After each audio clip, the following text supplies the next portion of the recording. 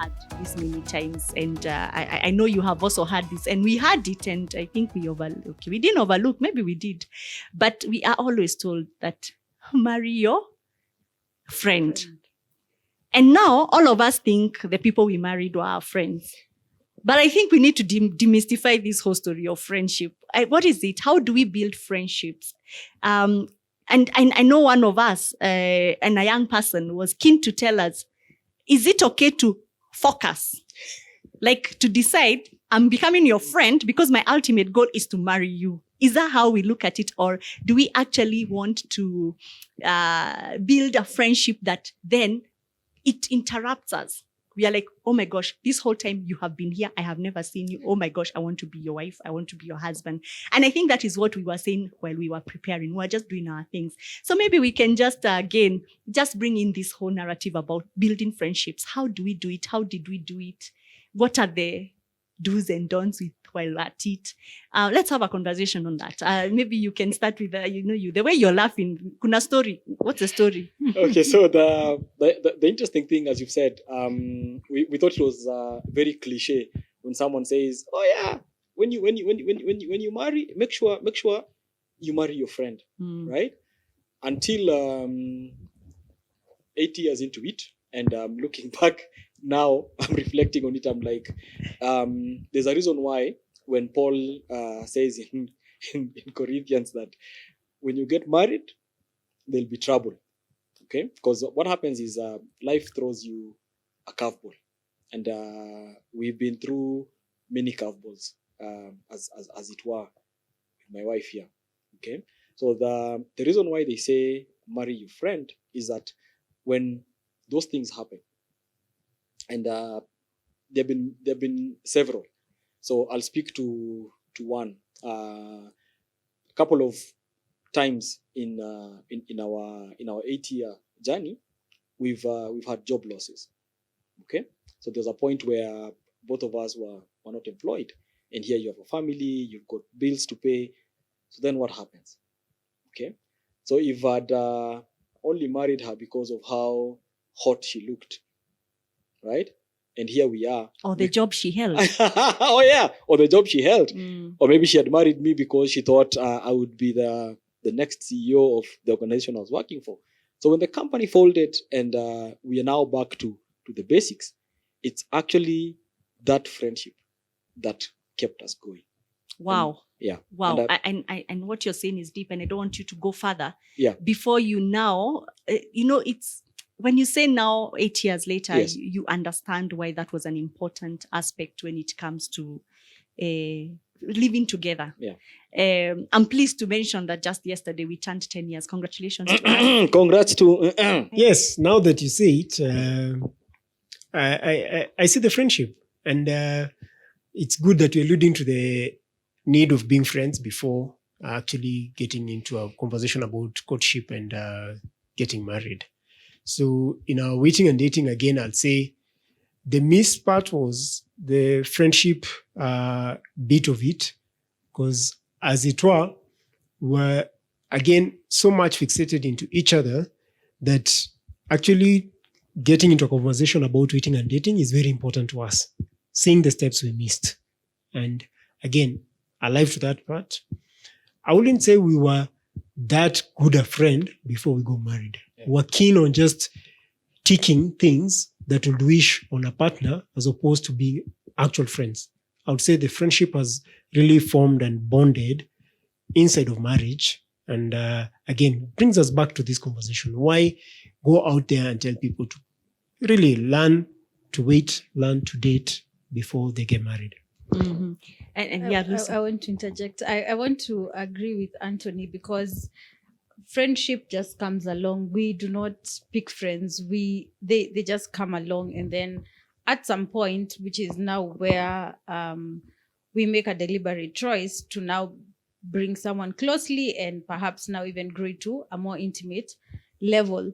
And so when we first meet people, we're really not thinking this one will be my best friend, this one will be, we have just met, we are total strangers. And as we go along now, we get to know them. And I think for most of us, when we were meeting, really, friendship was really not something we evaluated. We just went along with how we felt, and mostly values were more of a top priority. But friendship, we thought friendship would just come along because, we sort of shared common values. And so by virtue of that, friendship will just morph. And I think that's where then this whole particular chapter comes in, or in this particular discussion comes in, because we are aware of certain things that we might have either overlapped or underlooked, and we are now very aware that they were important. And so, for example, I'm keen to remember that when 10 years ago, when I was busy seeking the Lord, when I was preoccupied with ministry, Yes. when I was preoccupied on doing what was important, it's within that same place. I remember meeting very many people. There were many. Yes. Because in the church, half of the time I have never understood the pianist is a man, the drummer is a man, the youth pastor is a man. I have never The understood. cameraman is a The man. cameraman is a man. So they are all there, but you're so preoccupied Yeah. with seeking God Yeah. that you meet with these people and your acquaintances. Yes. And so maybe you can just explain to us, Okay. at what point, what's Okay. the whole difference between an acquaintance and, all these things? So it's interesting you bring up the concept of an acquaintance, because a lot of us go through life thinking that acquaintances are actually our friends. So I'll give you a good example. So I spoke about job loss previously, right? So when I was working for that organization, I thought that the people who were my colleagues were actually my friends. And actually, after the job ended and life happened, then you come to realize, wow, those were not actually my friends. We just happened to work together. And so for that particular purpose, they were just acquaintances, in the sense that if they walked up to me and asked me how I was doing, right, there would be no point in time where I would actually be able to tell them how I'm really doing. So I would give the cliche answer of, I'm fine. But really, I was not fine. We could have fought with she was my fiance then, or after she'd become my wife, and we were having all these challenges within our relationship. But I wouldn't tell them because the relationship hadn't gotten to that point yet. So in that sense, they were just acquaintances. And so bringing back the conversation into the subject, which is waiting and dating. Yes. So this is a person who has been preparing, for example, to date, and they've just been preoccupied in their lives, doing their thing. Yes. And so now here, all of a sudden, is this person who has come, and they're just acquaintances. Yes. So at that point, the discourse is very general. Yeah. The discourse is very general. And I don't know whether you remember your acquaintance stage. How was it? Do you remember how you met? I think I'll let my wife take that one. Yeah.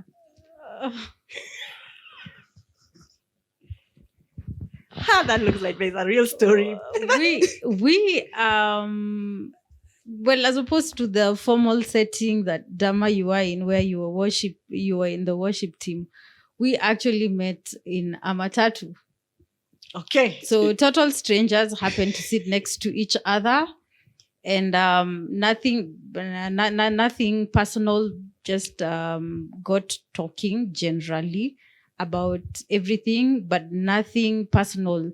And I think the most that we got out of each other from the first meeting was actually just our names. And that was that. So and the phone number. It's very basic. You got the phone number. I got the phone number. Okay, this guy is ambitious. You could actually just go and never see the person again and forget, because this is just an acquaintance. Yeah. It's really nothing personal, nothing special. Just the same way you go out and meet a new guard at your gate, or a new colleague joins, or an intern comes in and goes, a boss comes in and goes. Yes. And so I just noticed the whole, what you're saying is that then at that point, acquaintance is just someone you meet. But the one thing that we need to be aware of is that an acquaintance, whereas you feel they did not come through for you, like after you left your job, an acquaintance is according to, various studies, we would say we should look at them as divinely appointed, because Actually, they come to our lives for a reason at that point. And the reason at that point was to be either your workmate. And in this time, this particular reason was to finally get married. What did you want to say? So essentially, and it's interesting you bring that up, because I remember before setting off to college, right? I met this person called Eric. Okay, so he's the one who pointed out that if I put my mind to it, I would actually be or make a very good IT person. So at the time, I'd been called to college to do a whole different other course. Okay, so looking back now, I feel that he was my angel for that season, and the sole purpose why the Lord had brought him into my life was to point out a gifting that even I did not know that I had. And I'm listening to you and I'm thinking, was there such a person who was of the opposite sex and it was just an acquaintance, and the life went on just so that we can know, so that Lucy can know?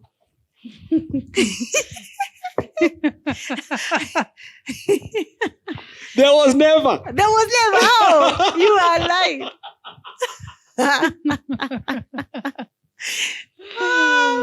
And I think the best thing about this conversation is because it's supposed to be as open, Yes. just so that our audience can know it's actually very true, possible true, to true. have someone who comes and passes through.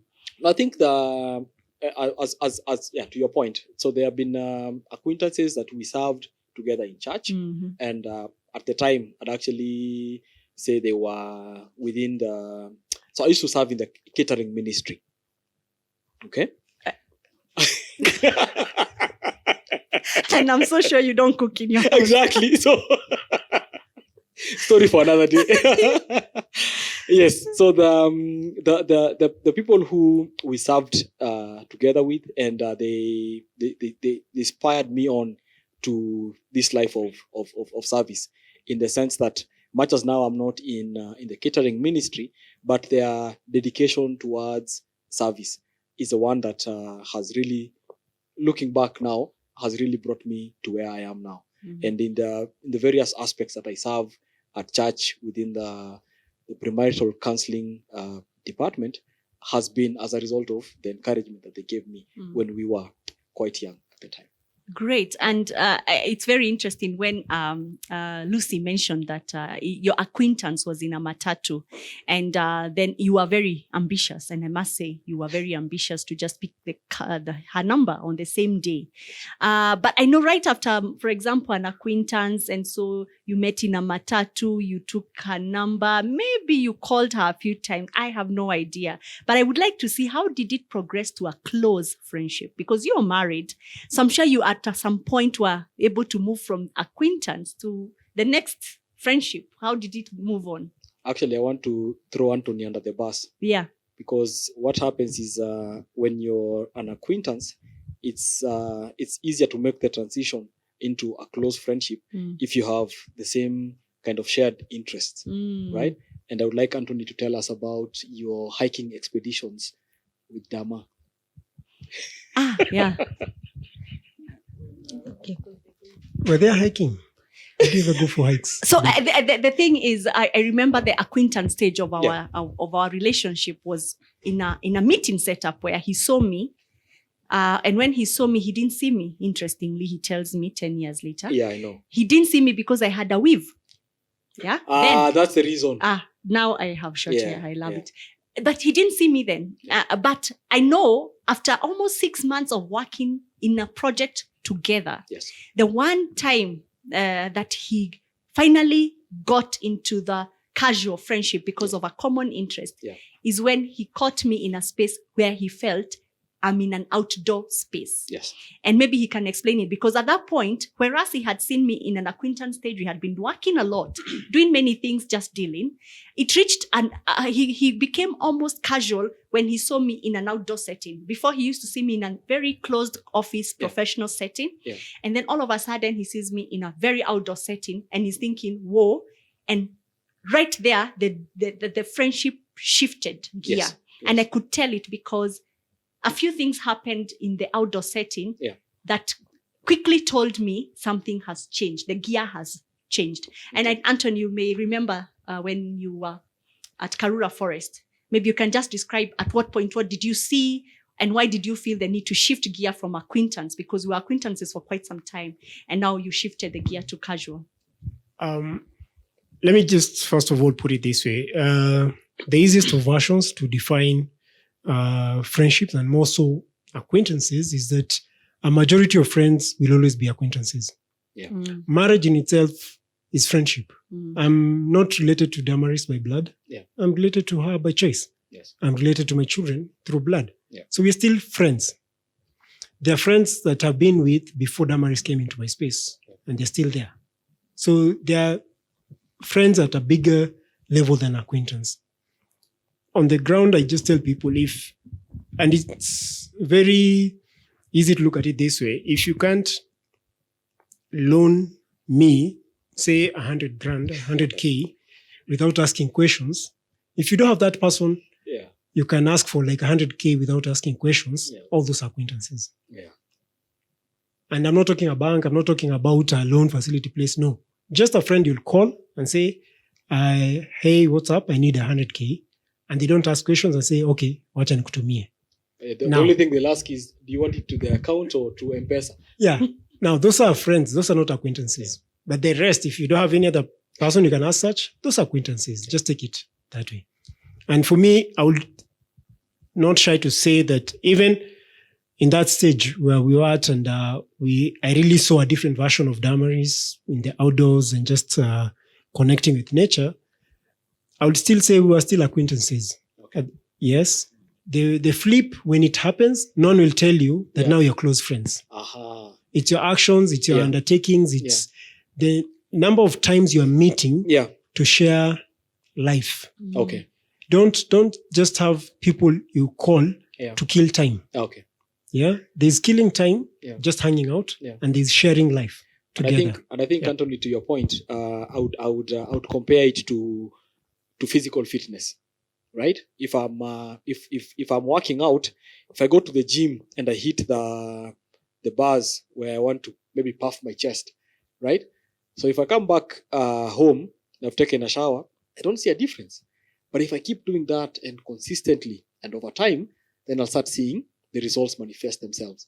So what you're saying is that the whole friendship journey, you can't really demarcate and say this is the point where it switched, but over time, you've actually been able to do life together, and you've seen things that maybe there are situations where Dama has come through for you, or you've shared something with her and she really took it and ran with it.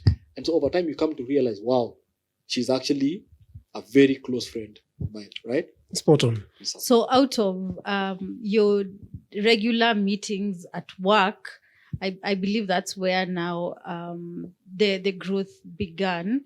And so when you transition to close friendships, it's not like you will say, now we are stepping into a close friendship. It happens, but it's at a deeper level where now not just her name and what she does, a little bit more about her family, her sister, her mother, what she does. And also from conversations, you're able to pick some interests that you have in common. And those are the ones that at this point of close friendship bring you together. And you're right. And so in terms of also getting even closer, you start to understand someone's life goals. In the book of 2 Samuel chapter 12, it opens up with Nathan coming to rebuke David over the sin that he had done. So the kind of relationship they had, imagine this is a prophet versus the king, but they had a level of intimacy in the relationship to the point where David could actually listen to what Nathan was saying. So Nathan might not have been at the same level with him in terms of wealth or power or superiority in that sense, but he could actually rely on that friendship that they had to be able to rebuke David. So that is also something very important, to the point where I know that if I've committed a sin or I'm doing something that's wrong, we should be at that point where our level of friendship would demand that she would call me out for something that I've done. Yes.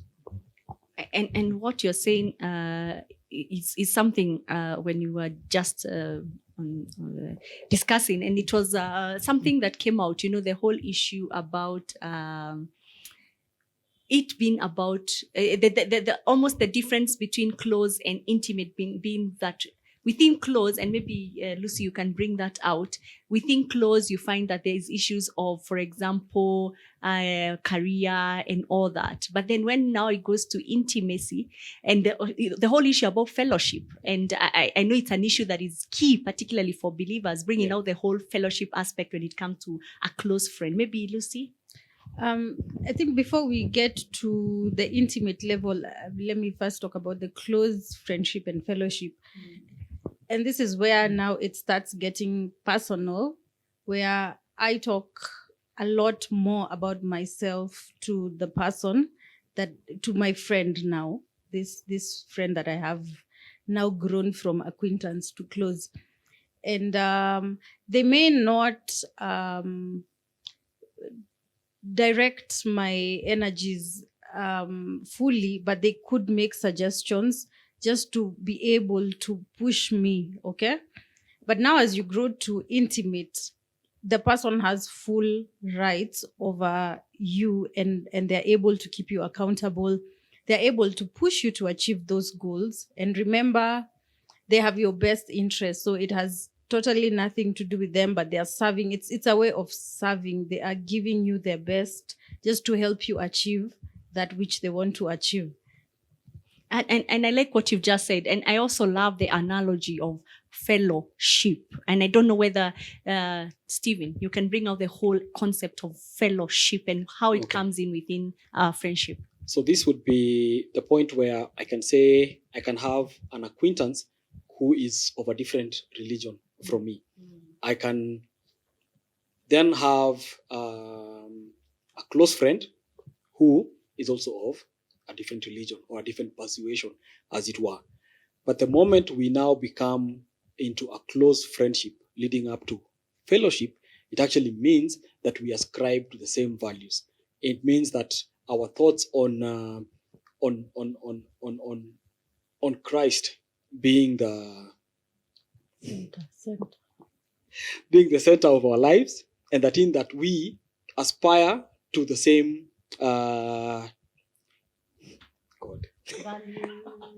So you're connecting, Yeah. you're connecting spiritually, intellectually. Yeah. So the part that we normally forget is the spiritual, and most friendships actually stop at close, and that's what we do not know, because, well, thanks to this session we are learning. But we most friendships will stop at that because we don't connect spiritually. And if I am in fellowship with you, then we need to have a spiritual connection where we ascribe to the same faith, we have the same master, and we are serving the same master, and our purpose is defined by the same master. So you cannot have that close fellowship with somebody of a different belief system from yours. So thank you very much for bringing out the different stages of how we build our friendships. And I think from what you have said, it's become clear that we start from, acquaintance, where we just, it's a general friendship where there's not much expected from each other. And then we quickly move to casual, where we now are keen on each other's interests and common interests particularly. And then as soon as we realize, for example, the interest could be cooking, it could be hiking, it could be singing. And so you start to meet up over those things. And then you realize that other than this, then you're actually starting to get into a closer relationship where a person is delving into your goals. For example, if, for example, you have been meeting in hikes, you have been meeting in singing, you find that someone now starts to push you a bit, and they are asking you questions like, so you really love camping. Why don't you, for example, start a tour company? I know, for example, that's something that was driving Anthony in terms of it was something that even as we had discussions on, knowing the passion that he has for that space, those were discussions that were coming up as we were developing into a close friendship. And as we said earlier, these tend to be very external. So they are all about the externalities. And then now we get into the intimacy, which we have just spoken about and said that whereas we think intimacy is physical and we think intimacy is all about sex, we have realized that intimacy is about now working with this person who's now your friend, whom you've moved from close to a level of getting into their character, where you're starting to call them out. If you see them doing something, you are not scared to tell them, hey, what was that? That's not you.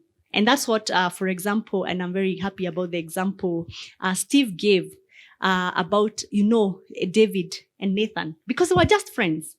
But imagine David is a king. Nathan is a prophet.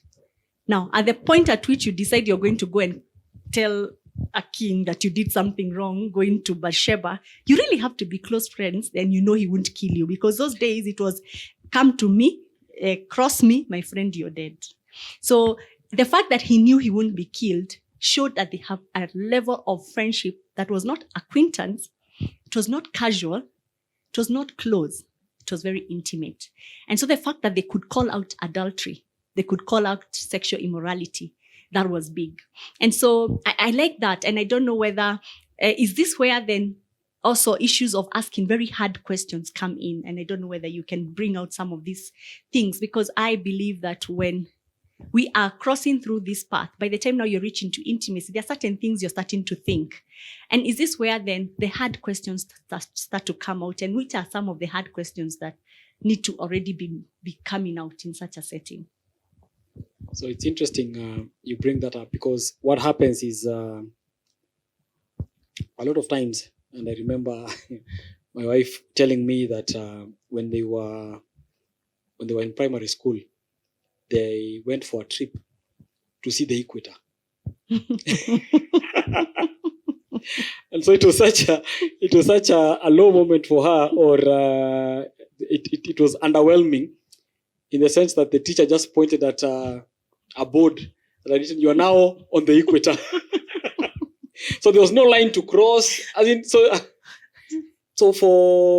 the same way, and I would get where you're feeling that in terms of the way we progress in friendship, it might be just as the way we're talking about, you're now crossing the equator. It's not a line that you see, but yeah, you're just supposed to believe that, oh yeah, actually, this is where the equator passes, right?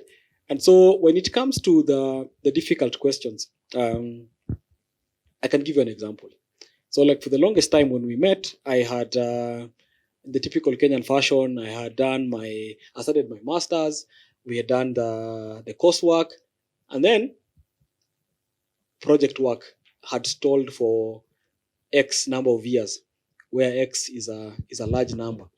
Okay, so she called me out on it, and I had so many excuses. I had a myriad of excuses that I used to give, but she actually called me out on it, and it's because of her I had to go back and ensure that I'd finished.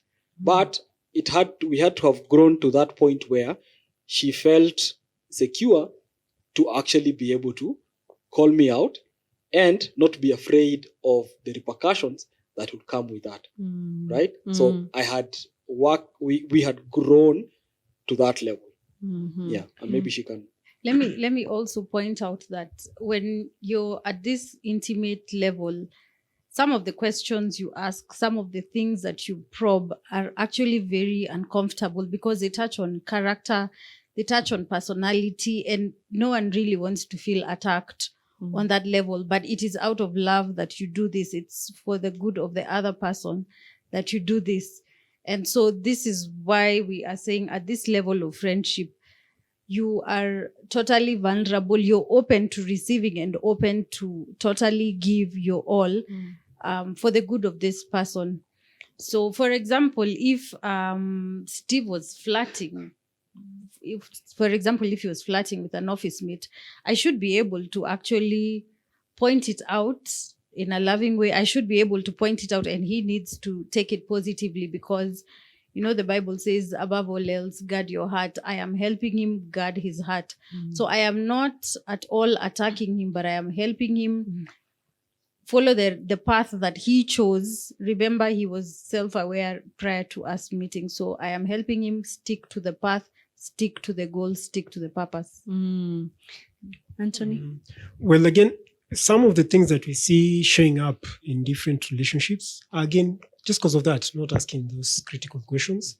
I mean, if they've ever had a child before that, if they've ever been convicted, and you're not asking so that you find an answer to leave them. It's just that you be clear. And these are pertinent things that only show up during marriage, and you realize this character, he's just doing some things that are causing us to be at loggerheads with authority, but it's something they had already in them. Okay. Issues of children showing up after you already settled down. Why didn't you ask? I mean, if And it was half of the never time asked, they'll be I'd like, have- you didn't ask. And yeah, well, also it also shows the character of the person who also didn't come up to disclose. But again, well, for me, those could be part of the kind of critical questions. And then again, I would like to get back and thank you very much, Anthony, for what you just said, because people have pasts. And I think in our African culture, sometimes we bury our skeletons and we want to forget them totally. And also God does forgive us. But then, as you just said, character calls for us to have integrity. And if we are getting to that point with someone, we should be able to come out clear and hope, because we are maybe, for example, at the intimate stage, hope that they will be able to understand our inadequacies before. Yeah. And so I want, because you've been dealing with premarital counseling, I want, for example, if you could tell our audience, if there has been a time where you had a couple come in, they've already prepared, they are now ready to get married, and here they are coming for premarital counseling. And then you realize the one thing that has made them separate is a hard question that none of them asked each other. Is there a case like that you have experienced? Okay, it's interesting you mentioned that, because we said at the beginning that the reason why we are so passionate about this particular program is that we are able to ask these difficult questions before you even come for premarital counseling. So it would be, and we've seen it happen in a couple of seasons in our church, whereby the person that says he's born again is not actually walking with Christ, right? So you find, for example, that there's the issues of infidelity, or there's violence.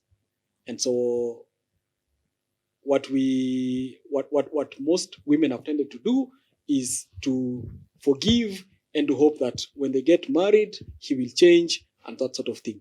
Okay? So now we have to do the work of actually telling them, hey, this is the truth, right? And if he's not faithful to you now when you're dating, he's not going to be faithful to you when you get married. If he's violent now, he might actually kill you when you're in the marriage. And so it then puts us in an awkward position where we actually have to advise them that it would be best if each one of them went their separate ways. And a lot of the issues we've seen, even to the ones who have decided, for example, that much as this person is not born again, but they've got some semblance or some form of godliness, he doesn't drink, or he loves me, he's kind to his family, but he's not born again, right? So the problem then becomes, when you get into marriage, there are issues that will happen that you will then have to regret the rest of your life. And the problem is, when you are in that institution of marriage, you then can't up and leave, because again, God hates divorce. So for us, this particular program is very important to tell the young people that there are questions that if you ask during this stage when you're dating, you'll actually avoid a whole myriad of issues that might come up later on in life.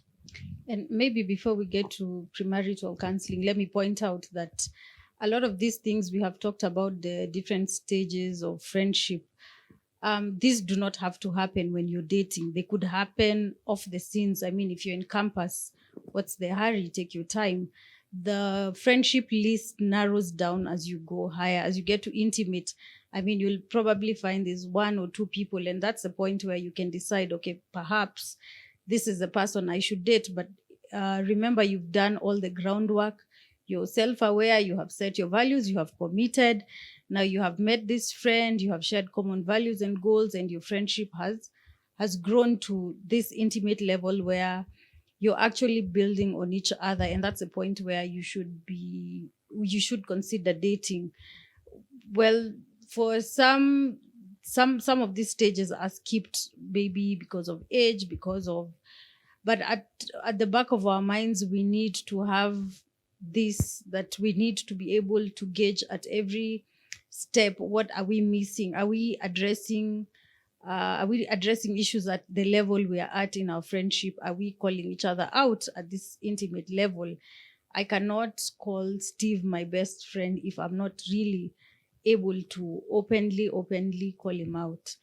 So these are some of the things our youth could actually follow long before even getting into the dating scene. And I like when you mention about calling out, because at the close friendship stage, even observation, some things don't have to be asked. Yeah. If you notice, maybe the guy is half of the time just with the parents, he lives still with the parents, and here he is, wants to marry you. And as soon as you gotten married, there's all this talk, let's go back to our parents' place. And it wasn't like your forte. But what do? You saw it. That's why you were quoted half of the time. Is it that love blinded you or what? The thing is, observation is a big thing in friendship. How you just see your friends operate, chances are that you're just buying into it. And I think one of the things that we have been keen to talk about is that when we are at intimate stage, it doesn't mean we are physical. But at the same time, what we know now that we are maybe 10 years and 8 years in marriage is that when you finally get into the physical stage, assume you jump from, definitely maybe because you're a believer, you may not get into the physical stage with an acquaintance, but probably you could get into a physical stage at close friendship. And remember, at close friendship is where we are trying to almost dig into the goals of a person.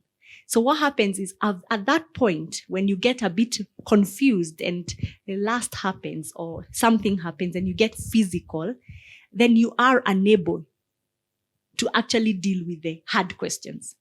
Because as soon as you cross the equator, as you said it, now the real physical one, because now you have now gotten physical with a person, you're now unable to ask them questions because all of a sudden, either you're feeling guilty. Remember, this is a Christian setting. We are believers. We believe in God. We are walking the Christian walk. But now we have fallen. And now you're not able to ask questions because you're thinking, oh my gosh, I came into this situation.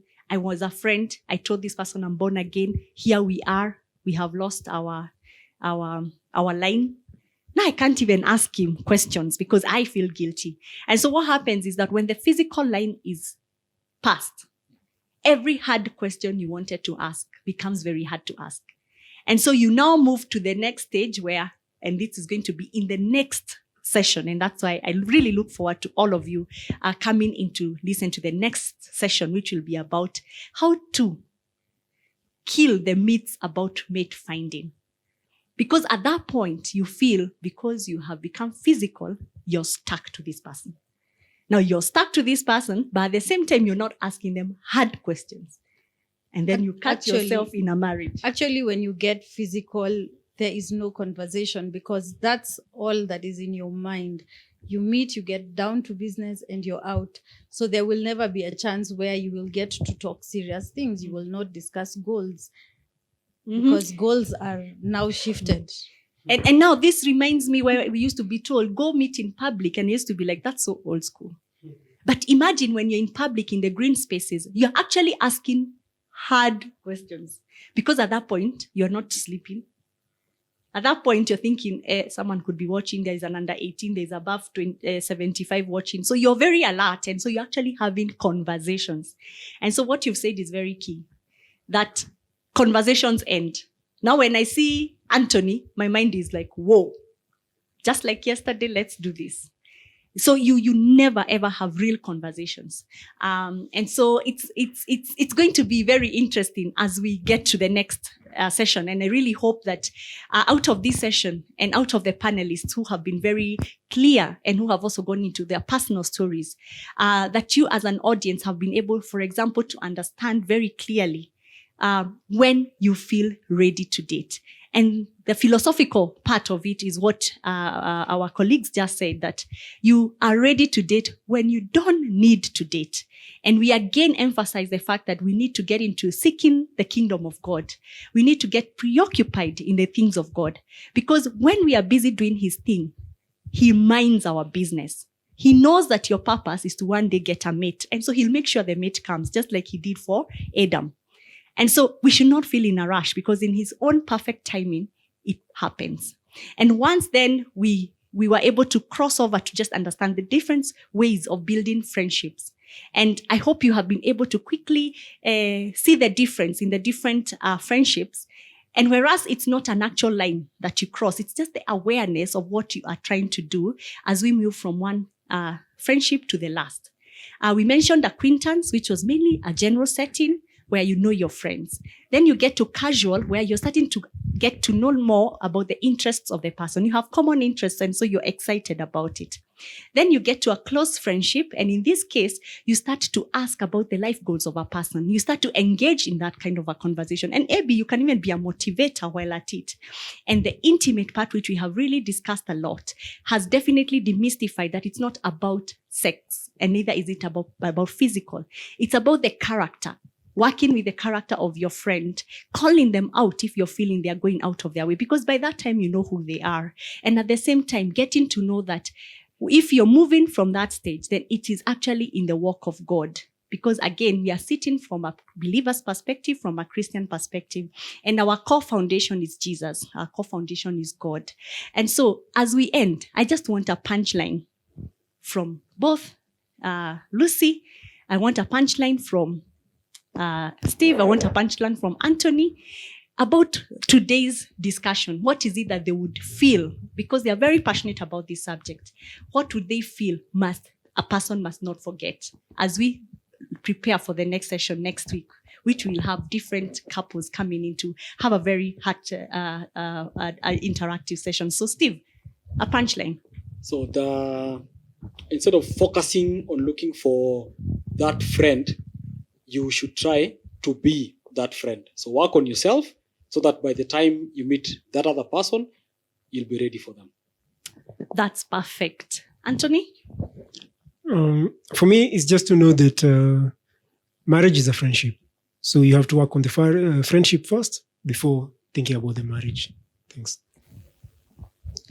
Work on yourself. Be very aware of what you stand for, what you believe, what your values are. Commit to them prior to even getting into whatever level of friendship. Be self-aware. Be very conscious of who you are and what you stand for and your place in the Lord. Wow. Thank you very much. Thank you. Thank you. For me, my take home, be preoccupied in the things of God, and God will deal with your business. Thank you very much, and see you in the next session. God bless you.